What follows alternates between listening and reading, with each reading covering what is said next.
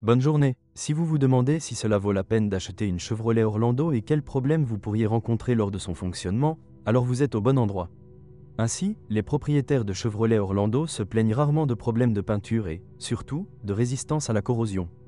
Bien sûr, au fil du temps, la carrosserie de la voiture se couvre des moindres éclats et rayures, mais aucune voiture moderne n'en est à l'abri. Il existe de nombreuses autres plaintes concernant les éléments décoratifs chromés. Il existe des cas où le chrome est devenu trouble et couvert de taches sombres après le premier hiver. J'aime particulièrement la grande bande brillante sur le couvercle du coffre. D'autres problèmes commencent à se manifester exclusivement avec l'âge. Par exemple, la perméabilité du drain, situé sous les balais d'essuie-glace, n'était pas suffisamment élevée. En conséquence, la saleté commence à s'accumuler sur la bande de plastique, qui commence ensuite à pénétrer sous le capot. Les propriétaires expérimentés d'Orlando savent très bien qu'il est préférable de ne pas rabattre les rétroviseurs latéraux sauf en cas d'absolue nécessité. Le fait est que la rondelle frein est constituée d'un matériau trop mou qui se déforme progressivement. En conséquence, avec des pliages et dépliages fréquents, un petit jeu apparaît dans le mécanisme. De nombreux propriétaires d'Orlando n'étaient pas satisfaits des performances des capteurs de stationnement standard. Ces derniers ne fonctionnent pas toujours à l'heure, c'est pourquoi de nombreux petits accidents se produisent lors du stationnement. Les défauts moins graves incluent la buée périodique des optiques avant et arrière. Sachant que les Européens sont traditionnellement exigeants sur la qualité des matériaux de finition, les créateurs d'Orlando ont essayé de ne pas trop économiser là-dessus. Le plastique intérieur n'est pas mauvais par rapport aux normes de classe, même s'il commence encore à craquer avec le temps. Les propriétaires imprudents souffrent grandement des inserts décoratifs en plastique brillant. Des rayures se forment très facilement. Les propriétaires d'Orlando rencontrent également une goutte du plafonnier. La raison est connue depuis longtemps.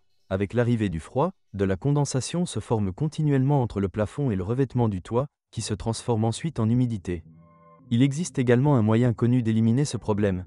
Il suffit de coller l'intérieur du toit avec des matériaux spéciaux. L'excès d'humidité dans l'habitacle entraîne presque toujours une forte buée sur les vitres, ce qui, s'il n'y a pas le temps de réchauffer la voiture, se transforme également en un problème grave. Les problèmes électriques ne sont pas typiques de la Chevrolet Orlando. Au début, les propriétaires ont rencontré des pannes de climatiseurs, qui se produisait souvent après un kilométrage de seulement 40 000 à 50 000 km, mais les concessionnaires Chevrolet n'ont eu aucun problème à résoudre le problème dans le cadre des réparations sous garantie. Cependant, des problèmes du système de climatisation ne sont en aucun cas exclus. Vous devez vous préparer au fait que l'indication de la température réglée disparaît de l'écran ou que le climatiseur refuse de répondre lorsque vous tournez le bouton de température. Il est intéressant de noter qu'après un certain temps, le système de climatisation redevient pleinement opérationnel. Sur notre marché, la Chevrolet Orlando était officiellement vendue avec un moteur à essence incontesté de 1,8 litres développant 141 chevaux. Malheureusement, pour la plus petite voiture, qui est également généralement utilisée dans un état assez chargé, cette puissance s'est avérée proche. Vous ne devriez pas compter sur Orlando pour autoriser la conduite active. Quant à la fiabilité du moteur 1,8 litres, elle se situe à un niveau assez élevé. Le capteur de pression d'huile nécessite une attention accrue. Sa ressource s'est avérée pas trop grande. De plus, de l'huile s'écoule souvent sous le capteur. Avec un kilométrage de 100 à 120 000 km, le thermostat devra probablement être remplacé. Orlando n'a pas été épargné par le problème de la conduite de carburant, auquel de nombreux propriétaires de Chevrolet Cruze équipés du même groupe motopropulseur ont dû faire face. Heureusement, sur la plupart des voitures, les tubes et les colliers ont été remplacés par des concessionnaires sous garantie. Les propriétaires de nouveaux Orlando ont souvent peur des régimes de ralenti flottants lorsque la voiture se réchauffe. Il n'est pas nécessaire de se précipiter au centre de service pour rechercher la raison du comportement inhabituel du moteur. L'échauffement dans ce mode est considéré comme normal pour le moteur Orlando de 1,8 litres et ne constitue pas un dysfonctionnement. La consommation de carburant est également considérée comme assez élevée pour un volume de 1,8 litres. En cycle urbain, elle peut atteindre 12 à 14 L 100 km. À propos, il ne vaut pas toujours la peine de se fier aux lectures de l'indicateur de niveau de carburant dans le réservoir. Le capteur de niveau de carburant est sujet à des problèmes, c'est pourquoi l'aiguille peut rester à zéro même avec un réservoir presque plein. Après avoir redémarré la voiture, le capteur recommence à fonctionner correctement. Il existe très peu de Chevrolet Orlando diesel sur notre marché secondaire, c'est pourquoi les mécaniciens ne disposent pas de statistiques complètes sur le moteur diesel de 2 litres, qui, selon le degré de suralimentation, pourrait développer 130 ou 163 chevaux.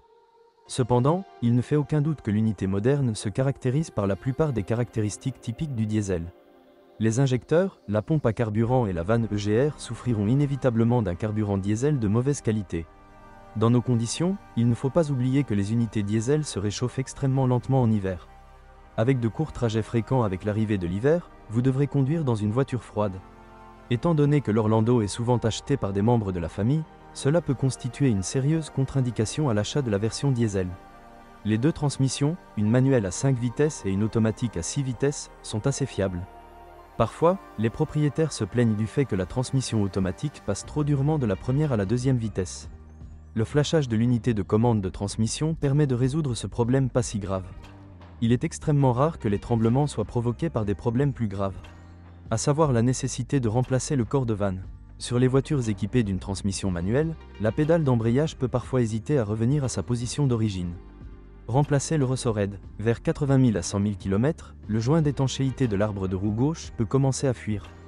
La cause de la fuite est généralement une altération de la perméabilité du reniflard. La durée de vie de l'embrayage varie en moyenne de 90 à 130 000 km.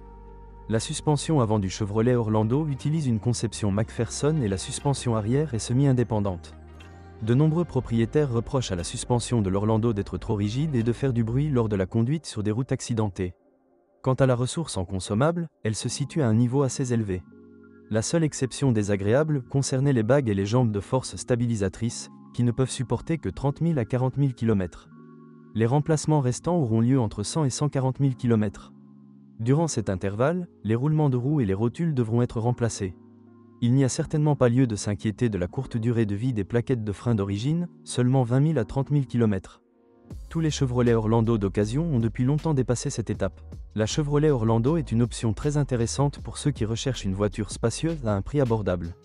Sur le plan technique, l'Orlando ressemble à bien des égards aux autres modèles Chevrolet produits en série, vous n'avez donc pas à vous soucier de la fiabilité. La voiture ne présente aucun défaut sérieux à cet égard. Si vous êtes propriétaire, assurez-vous de laisser un commentaire sur cette voiture, votre avis aidera certainement les autres à choisir une voiture.